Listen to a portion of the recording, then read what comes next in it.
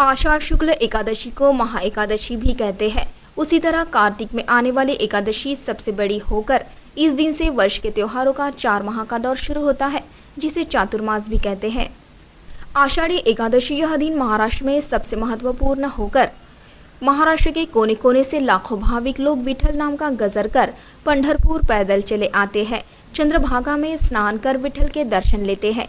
आषाढ़ी को इस दिन पंढरपुर में आळंदी से ज्ञानेश्वर, देहू से तुकाराम, त्र्यंबकेश्वर से निवृत्तिनाथ व उत्तर भारत से कबीर की पालकी आती है।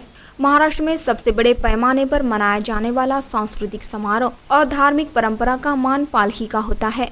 विठल मंदिर वार्ड स्थित विठल मंदिर देवस्थान में हर वर्ष की तरह इस वर्ष भी श्री विठल मंदिर देवस्थान चंद्रपुर द्वारा आषाढ़ी एकादशी पूजा का आयोजन किया गया होकर मंदिर परिसर पूजा की सामग्री से सजा होकर यहाँ भक्तों का मेला लगा है। हर वर्ष की तरह इस वर्ष भी इस पावन पर्व पर भव्य परंपरागत विठल रथ यात्रा निकाली गई, जिसमें विठल नाम का गजर करते हुए जय विठल के जय घोष से सारा परिसर गूंज उठा है और विठल दर्शन के लिए सैकड़ों भक्तगणों की भीड़ उमड़ी है। इस वक्त जिला पुलिस अधीक्षक संदीप दीवान ने अन्य पुलिसकर्मियों के साथ विठल मंदिर में दर्शन किए, साथ ही नगरवासियों को इस पावन पर्व की शुभकामनाएं दी। इस वक्त मंदिर के सचिव शंकर तामट ने इस मंदिर की विशेषता बताते हुए इस पावन पर्व की महत्ता व्यक्त की।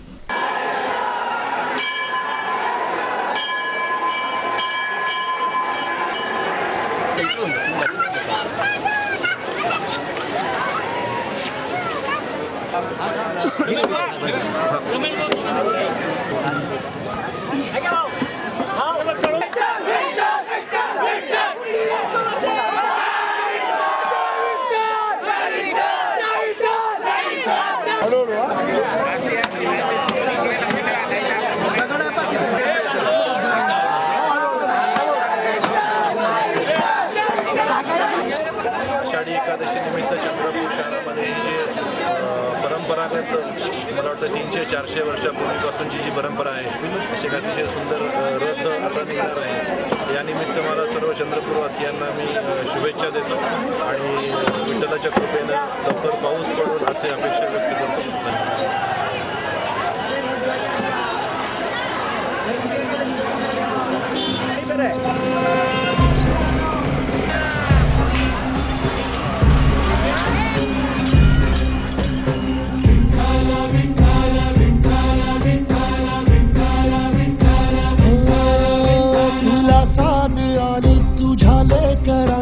अलंकापुरी आज भारावली वसावारीचा घेतला पावलांनी हवाळीवरती तुझी सावली गळात घेण्या विण्याची निघाली तुझ्या नाव घोषात इंद्रायणी।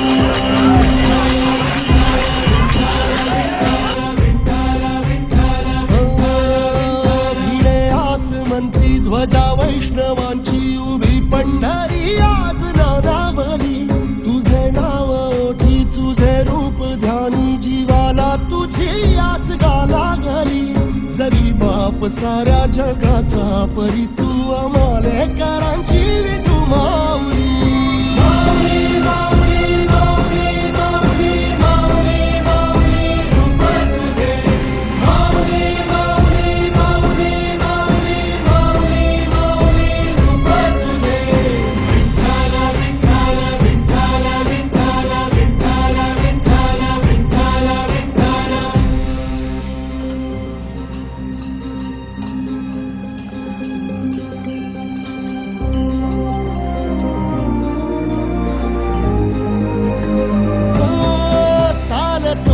तुझी वाट रात्रंदिनी घेतला पावला निवसा।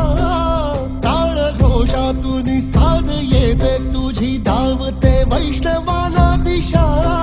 नाटला मेघ तू सावळा मस्तकी चंदनाचा टिळा।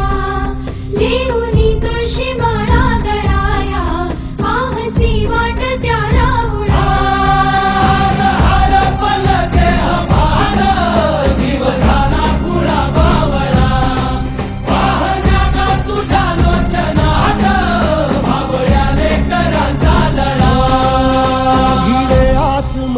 ध्वज पंढरी आज नादावली, तुझे नाव ओठी तुझे रूप ध्यानी, जीवाला तुझी आस गा लागली. जरी बाप साऱ्या जगाचा परी तू आम्हाले करांची विठू माऊली.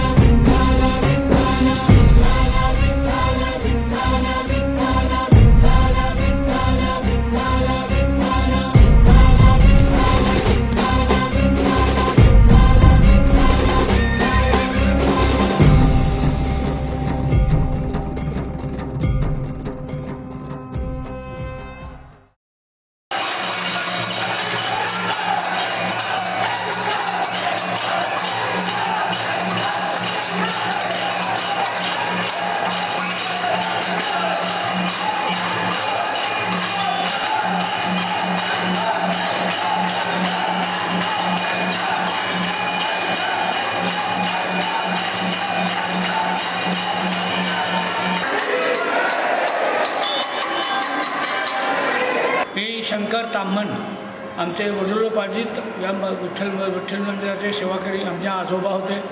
आजोबानंतर वडील होते आणि माझ्या वडिलांनंतर मागच्या जवळजवळ 20 वर्षापासून मी आहे इथं सचिव म्हणून काम करतो. या मंदिराची स्थापना जवळजवळ 550 वर्षापूर्वी काही बनारसकडले लोक विठ्ठलाच्या दर्शनाला पंढरपूरला गेले आणि परत जाताना चंद्रपूरला थांबले होते. तेव्हा त्यांना इथली लोक जेव्हा दर्शनात जातात तेव्हा वन्य प्राण्यामुळे वगैरे जवळजवळ 50% वरती लोक परत नव्हते येत. म्हणून त्यांनी म्हटली की बा तुम्ही इथं मंदिर बांधा, चांगलं होईल. त्याच काळामध्ये एक मूर्तिकार इथं आला आणि त्या मूर्तिकाराला बालाजीची मूर्ती बनवायला इथं दगड दिला नदीतला आणि त्यांनी त्या दगडात बालाजीची मूर्ती बनवायला गेला. तो जसा घन मारत होता छन्नीचा, त्या प्रत्येक आवाजातून विठ्ठल विठ्ठल शब्द येत होता. तो घाबरला आणि रात्री झोपेत त्याला स्वप्न दिसलं की बा तू विठ्ठलाची मूर्ती कर. मग त्यांनी त्या बनारसच्या ब्राह्मण लोकांना साधू लोकांना विचारलं की बा असं झालं. ते म्हणाले नाही म्हणे तू विठ्ठलाचीच मूर्ती कर. आणि मग त्यांनी विठ्ठल रूपाची मूर्ती केली आणि या मंदिराची स्थापना झाली. वहीं आषाढ़ी एकादशी इस पावन पर्व पर काड़ाराम मंदिर से साई मंदिर तक भव्य साई पालकी निकाली गई। ढोल ताशे की धुन पर थिरकते हुए साई नाम का जय घोष करते हुए भक्तगण इस पालकी यात्रा में शामिल हुए। इस दौरान श्री साई की वेशभूषा परिधान कर अपने भक्तों के साथ साई चले आ रहे। यह दृश्य देखकर सारा परिसर भक्तिमय हो उठा।